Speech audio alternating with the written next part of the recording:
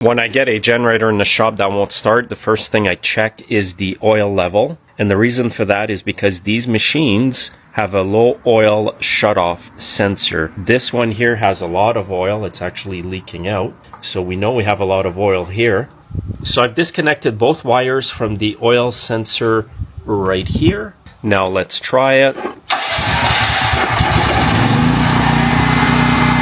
And I've connected another sensor temporarily. And let's try the machine now.